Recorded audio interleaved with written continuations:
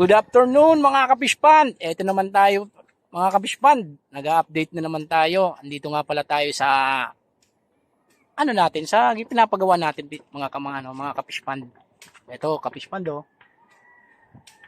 Habang maliit pa ang tubig, ito muna pinapagawa natin. Papatabas na muna tayo ng mga dito. Tatanggalin natin mga puno-puno muna para mabuo na natin yung pitak, makita na natin yung kabuuan. Mga kapispan dito. Diyan sa Edgar. Buti na muna natin 'to kapispan. Ito yung kalawakan natin kapispan do. Ito. Oh. Yan yung kalawakan natin mga kapispan. Yan yung hulog nating alimango. Alimango, sugpo at bangus. Kapispan.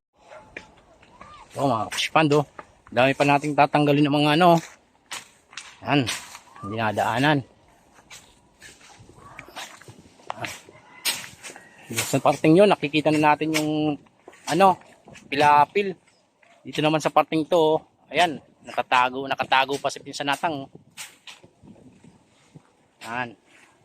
Ito mga kapispan yung natin, papinapagawa natin ng pitak. Ito may isa pang pitak dito, linisan lang. Ayan, kita naman nyo yung pilapil na doon.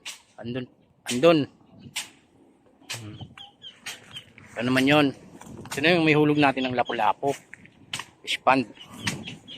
Sa pitak na ito. Tabi ng kalawakan natin. So, ayun, skwalando. Pinuputol yung talisay tree. Gawa ng nakakalason din yung daon yan. Mga ka-fish pond. Ayan, Ayan yung natin yung ka-fish pond. Ayun yung kubo natin. Andun yan sa pinakadulo natin, yun yung gawa natin ng bagong pitak. Yan, ka-fish pond. Ito na muna tayo. Tatapos. Baka na naman natin sa susunod mga ka-fish pond.